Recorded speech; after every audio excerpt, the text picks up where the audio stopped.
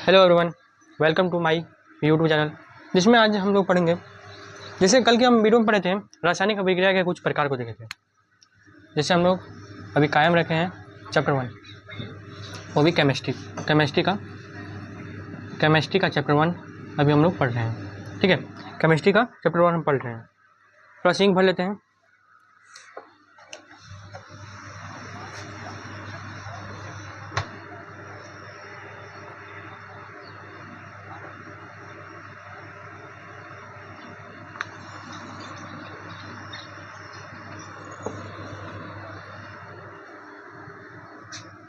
आइए, केमिस्ट्री के चैप्टर 1 पढ़ रहे हैं, जिसका नाम है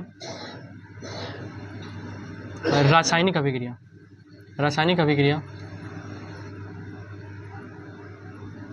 एवं समीकरण। ओके, रासायनिक अभिक्रिया एवं समीकरण, जिसे हम इंग्लिश में कहते हैं chemical reaction and equation. Chemical reaction and equation. Chemical reaction and equation. ठीक है, केमिकल रिएक्शन एंड इक्वेशन, इसको हम लोग आज पढ़ेंगे।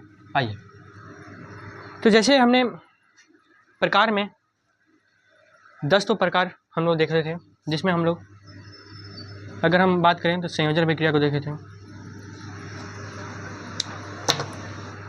जिसमें हम लोग संयोजन अभिक्रिया को देखे थे। फिर उसके बाद वियोजन को देखे थे। जो नहीं देखे हैं, एक बार आप लोग यूट्यूब चैनल से देख लीजिए। ठीक है, यूट्यूब चैनल का नाम है हमारा एजुकेशनल गुरु। ठीक है, एजुकेशनल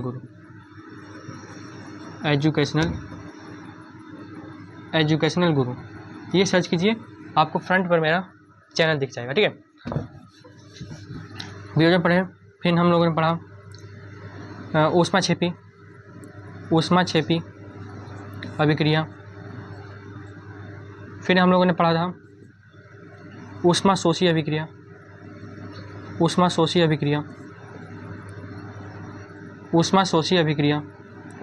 फिर हम लोगों ने पढ़ा था विस्थापन अभिक्रिया,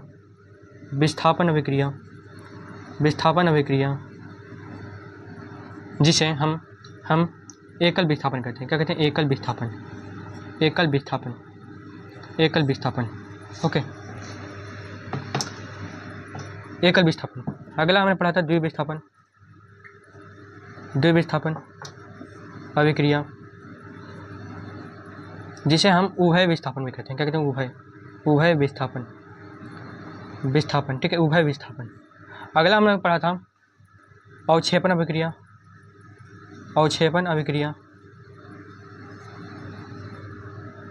ठीक है, उदासीनीकरण अभिक्रिया।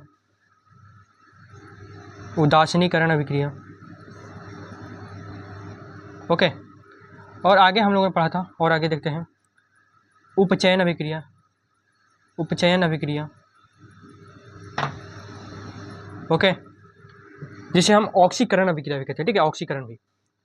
फिर हम लोगों ने पढ़ा था अपचयन, जिसे अवकरण अभिक्रिया भी कहते हैं, अपचयन अभिक्रिया।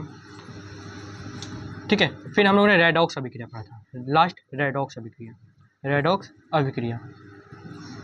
ठीक है, तो इतनी अभिक्रिया को हम लोगों ने नेक्स्ट क्लास में हमने देखा था। ठीक है, पहले वाले क्लास में। ठीक है, संयोजन 1 2 3 4 5 6 7 8 9 10 11 हम देखे थे। संयोजन अभिक्रिया, वियोजन अभिक्रिया, ऊष्मा छेपी अभिक्रिया, ऊष्मा शोषी अभिक्रिया, विस्थापन, द्विविस्थापन, अवक्षेपण, उदासीनीकरण, उपचयन, अपचयन और रेडॉक्स अभिक्रिया। ठीक है, तो आज के इस वीडियो में हम पढ़ेंगे हम 12 नंबर अभिक्रिया, जिसका नाम है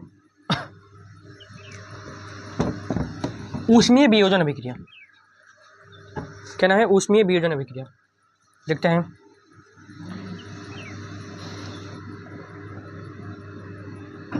ऊष्मीय वियोजन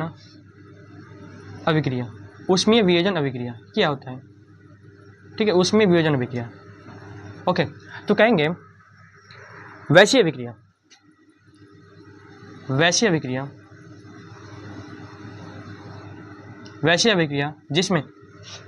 जिसमें पदार्थ ऊष्मा के कारण ऊष्मा के कारण कारण टूटता है उसे क्या कहते हैं? तो कहेंगे ऊष्मीय वियोजन अभिक्रिया। क्या कहते हैं? ऊष्मीय वियोजन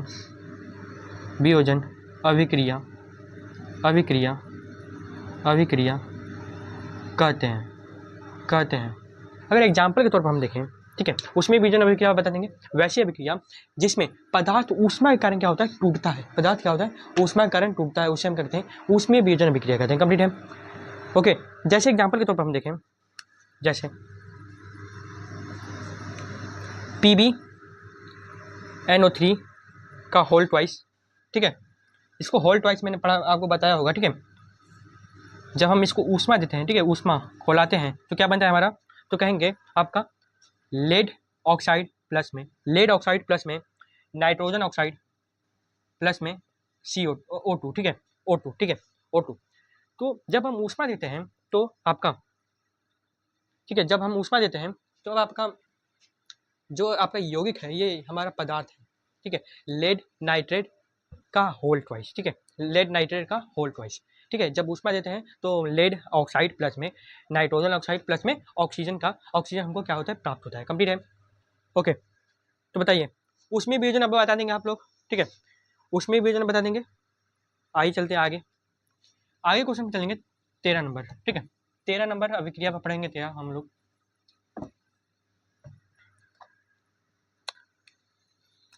13 नंबर अभिक्रिया में जिसको कहते हैं हम विद्युत वियोजन अभिक्रिया, विद्युत वियोजन अभिक्रिया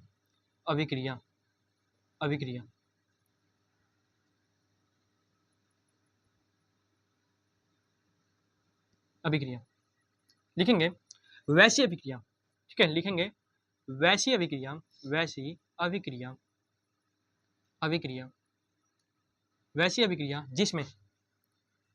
जिसमें कोई पदार्थ, जिसमें कोई यौगिक,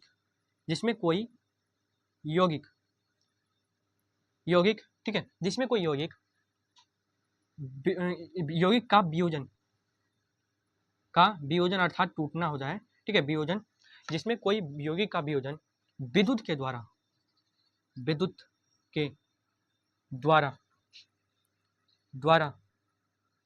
होता है उसे विद्युत वियोजन अभिक्रिया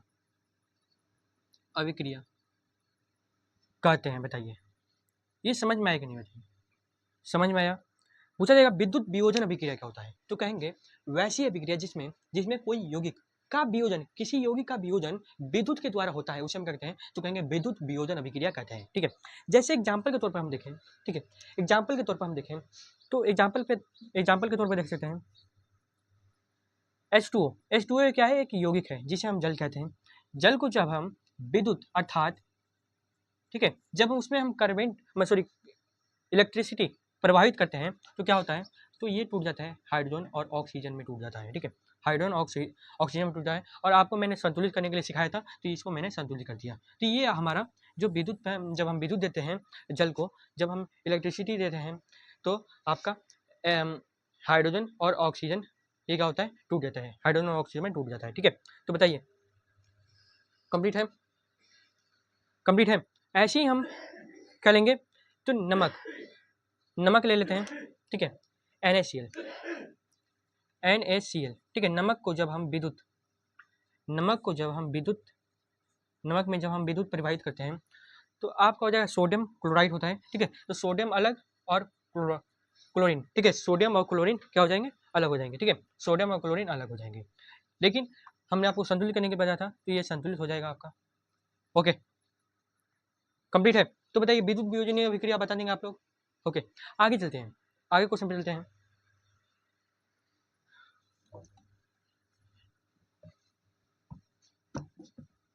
आगे क्वेश्चन है प्रकाशीय रासायनिक अभिक्रिया, ठीक है, प्रकाशीय रासायनिक अभिक्रिया। ओके, प्रकाशीय रासायनिक अभिक्रिया, ठीक है। 14 नंबर लिखेंगे प्रकाशीय रासायनिक अभिक्रिया। प्रकाशीय रासायनिक अभिक्रिया ये क्या होता है? ठीक है, तो पढ़ेंगे इसको, क्या कहेंगे? ठीक है, इसको क्या कहेंगे, तो कहिएगा वैसी अभिक्रिया। क्या कहेंगे, वैसी अभिक्रिया। वैसी अभिक्रिया, अभिक्रिया जो जो सूर्य के प्रकाश से, जो सूर्य के प्रकाश से क्या होती है, संपन्न होती है। सूर्य के प्रकाश से क्या होती है, संपन्न होती है, संपन्न होती है, होती है, उसे हम कहते हैं, उसे प्रकाशीय, प्रकाशीय रासायनिक, रासायनिक, रासायनिक अभिक्रिया, अभिक्रिया, अभिक्रिया कहते हैं। ठीक है, बताइए, समझ में आ गया। प्रकाशीय रासायनिक अभिक्रिया क्या होता है, तो कहेंगे वैसी अभिक्रिया, वैसी अभिक्रिया जो जो सूर्य के प्रकाश से संपन्न होती है, उसे हम प्रकाशीय रासायनिक अभिक्रिया कहते हैं। तो बताइए, कंप्लीट। आगे चलते हैं हम जैसे की तरफ। ठीक है, जैसे की तरफ चलेंगे। ओके, जैसे, जैसे की तरफ हम चलेंगे। पहला नंबर जैसे लिखेंगे तो कहेंगे जब हम सिल्वर क्लोराइड, ठीक है, सिल्वर क्लोराइड को जब इस पे सूर्य का प्रकाश जब जाएगा, ठीक है, सूर्य का प्रकाश जब इस पे हम डालेंगे तो ये क्या हो जाएगा, तो कहेंगे Ag अर्थात सिल्वर प्लस क्लोराइड में ये टूट जाएगा। ठीक है, सिल्वर क्लोराइड में ये टूट जाएगा। कंप्लीट है। ओके, तो इसको हम बैलेंस कर लेते हैं, बैलेंस करेंगे तो यहाँ पर 2 लगा देंगे, यहाँ पर ये हो जाएगा आपका बैलेंस। ठीक है, तो बताइए प्रकाशीय रासायनिक अभिक्रिया बता देंगे आप। वैसी अभिक्रिया जो सूर्य के प्रकाश से क्या होती है, संपन्न होती है, उसे क्या कहते हैं, तो कहेंगे कहेंगे प्रकाशीय रासायनिक अभिक्रिया कहते हैं। कंप्लीट है। आगे चलते हैं। आगे देखिए क्वेश्चन, तापीय रासायनिक अभिक्रिया। ठीक है, जो लास्ट अभिक्रिया है। ठीक है, आगे चलते हैं। तापीय रासायनिक अभिक्रिया क्वेश्चन है, क्वेश्चन है 15 नंबर। तापीय, तापीय रासायनिक, रासायनिक अभिक्रिया, तापीय रासायनिक अभिक्रिया ये क्या होता है। ठीक है, तापीय रासायनिक अभिक्रिया। ओके, तापीय रासायनिक अभिक्रिया। ठीक है, इसको थोड़ा सा देख लेते हैं।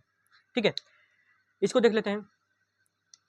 ठीक है, तो कहेंगे वैसी अभिक्रिया, वैसी अभिक्रिया, वैसी अभिक्रिया, वैसी अभिक्रिया जो जो ताप के कारण, ताप के कारण, कारण संपन्न होती है, संपन्न होती है, होती है, उसे तापीय, तापीय रासायनिक, रासायनिक अभिक्रिया, अभिक्रिया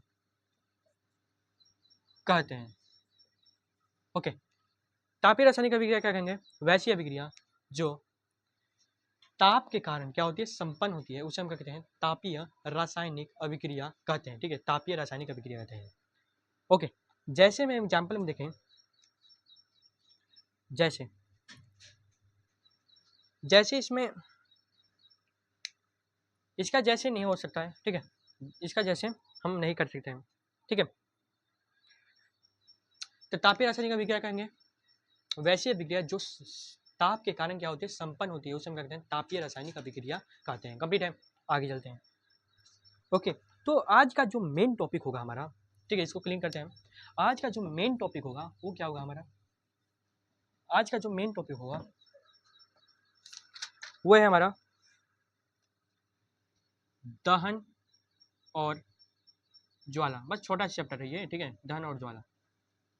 ओके, इसमें पहला हमारा क्वेश्चन है कि दहन क्या है। ठीक है, क्या है, दहन किसे कहते हैं।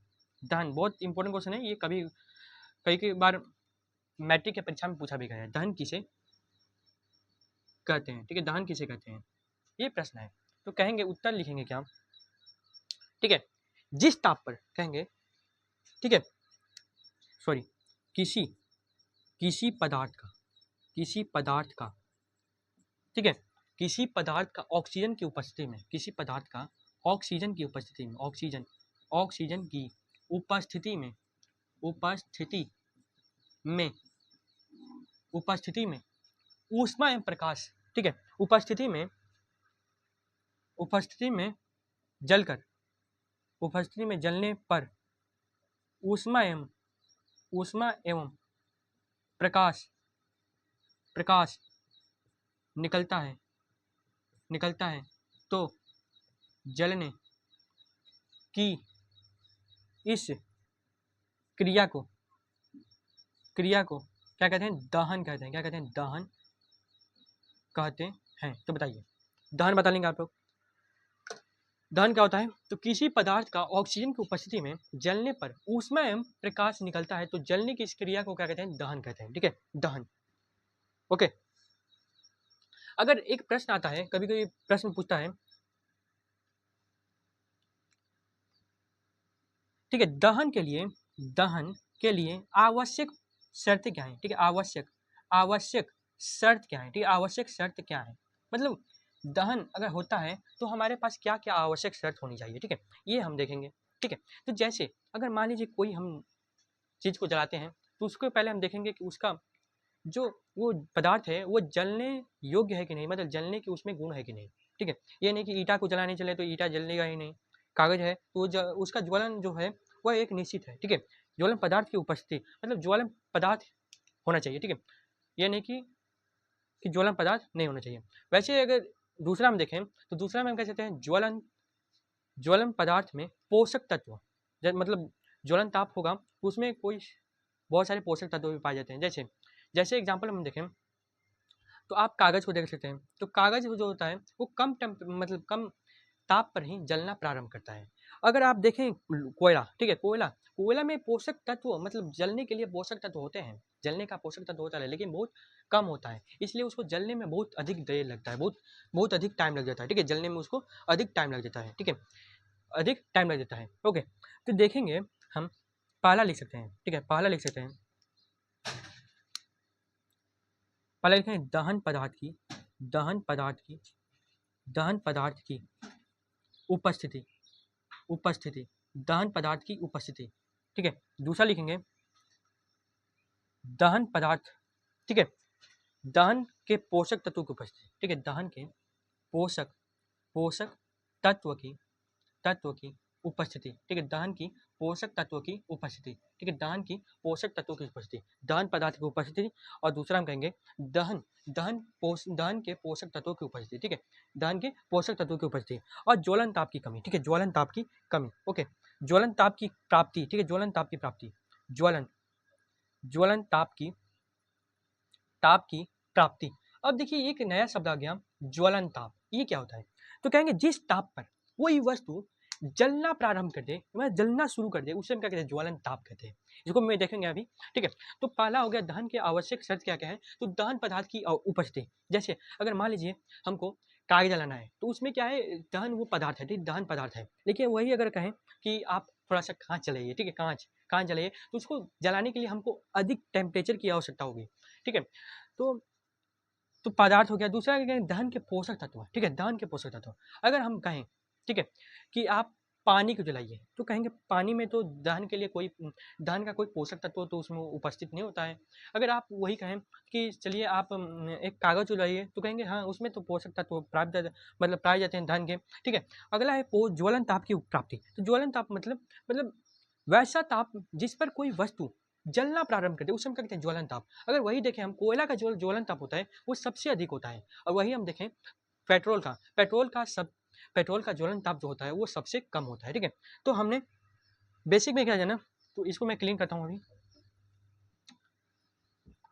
देखेंगे ज्वलन ताप। ठीक है, हेडिंग डालिए ज्वलन ताप। कभी कभी प्रश्न में पूछता है, ठीक है, मैट्रिक में पूछता है ज्वलन ताप, ताप क्या है? ठीक है, ज्वलन ताप क्या है? ओके, ज्वलन ताप क्या है पूछा जाएगा। ज्वलन ताप क्या है? तो कहिएगा जिस ताप पर कोई भी वस्तु हम कह सकते हैं, कोई वस्तु जलना प्रारंभ करता है, उसे क्या कहते हैं? ज्वलन ताप कहते हैं। ज्वलन ताप कहते हैं। ठीक है, ज्वलन ताप कहते हैं। कंप्लीट है, बताइए जल्दी। ठीक है, अगर हम देखें ज्वलन ताप, ठीक है, ज्वलन ताप है। ओके, ओके, जैसे में एग्जांपल हम देखें तो कागज कह सकते हैं, कागज, पेट्रोल, ठीक है, पेट्रोल आप कह सकते हैं, पुआल, लकड़ी,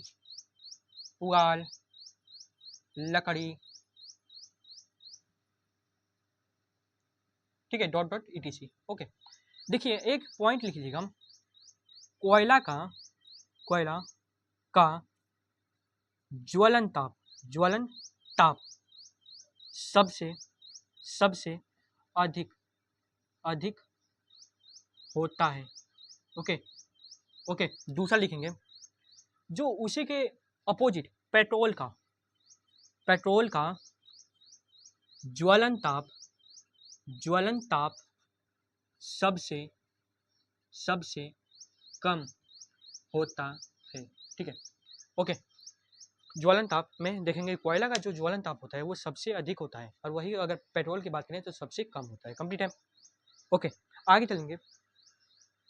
आगे है ज्वाला, जो लास्ट टॉपिक होगा हमारा। ठीक है,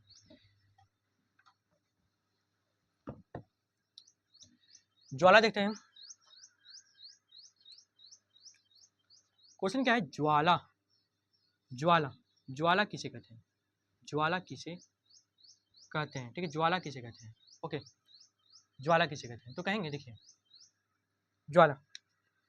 ओके, ठीक है, एक ऐसा क्षेत्र जहां एक ऐसा क्षेत्र है जहां गैसीय पदार्थ जलते हैं, जहां गैसीय पदार्थ क्या होते हैं? जलते हैं। गैसीय पदार्थ जलते हैं। ठीक है, गैसीय पदार्थ जलते हैं। ठीक है, अगर हम बात करें, ठीक है, अगर हम बात करें ज्वाला जो होता है, ज्वाला 4 क्षेत्रों में है। ठीक है, ज्वाला मुख्यतः 4 होते हैं, 4 प्रकार के होते हैं। ठीक है, ज्वाला मुख्यतः 4 प्रकार के होते हैं। ठीक है, ज्वाला मुख्यतः 4 प्रकार के होते हैं। पहला नीला क्षेत्र, जो क्या होता है? नीला क्षेत्र को हम कह सकते हैं, मतलब नीला क्षेत्र को कह सकते हैं, यहाँ जलने की प्रक्रिया नहीं होती है। ठीक है, जलने की कोई क्रिया नहीं होती है। ठीक है, जलने की कोई क्रिया नहीं होती है। ठीक है, जलने की कोई क्रिया नहीं होती है।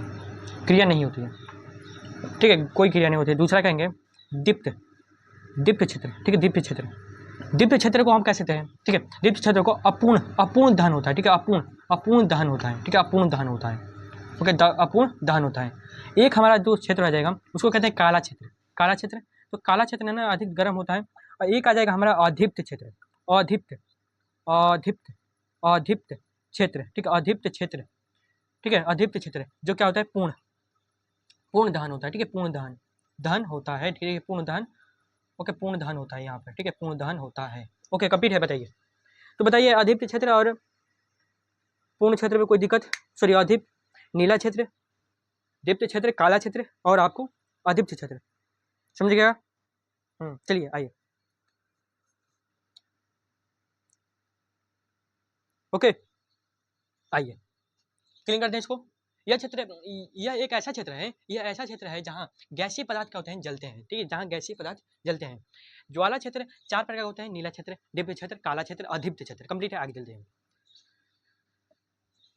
आगे कहेंगे, जो अगर हम खाना बनाने, ठीक है, खाना बनाने में किस गैस का प्रयोग होता है? खाना बनाने में किस गैस का प्रयोग होता है? ठीक है, प्रयोग होता है। तो क्या कहेंगे आप? क्या कहेंगे? तो कहेंगे लिक्विफाइड पेट्रोलियम गैस, जिसे हम एलपीजी गैस कहते हैं। ठीक है, जो सिलेंडर आप भरवा कहते हैं उसमें कौन सा गैस होता है? तो कहेंगे एलपीजी। ठीक है, एलपीजी, जिसे लिक्विफाइड पेट्रोलियम गैस। ठीक है, पेट्रोलियम गैस। ठीक है, लिक्विफाइड में ई डी जो होता है वह नहीं होता है। ठीक है, ओके। तो देखेंगे लिक्विफाइड जो आपको होता है एलपीजी के प्रमुख यौगिक। ठीक है, एलपीजी के प्रमुख यौगिक कौन कौन से हैं? प्रमुख यौगिक कौन कौन से हैं? ठीक है, यौगिक। तो कहेंगे, देखिए, पहला कह सकते हैं प्रोपेन, ब्यूटेन। ठीक है, प्रोपेन, ब्यूटेन, एथेन। ठीक है, एथेन, प्रोपेन और ब्यूटेन प्रमुख यौगिक हैं जिसमें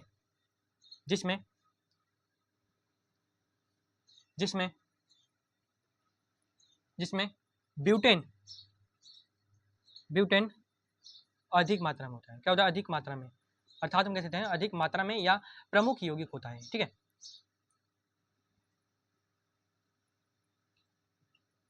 ठीक है, प्रमुख अवयव के रूप में हम ब्यूटेन को ही जानते हैं। ठीक है, प्रमुख अवयव के रूप में हम किसको जानते हैं? तो ब्यूटेन को जानते हैं। कंप्लीट है, आगे चलते हैं।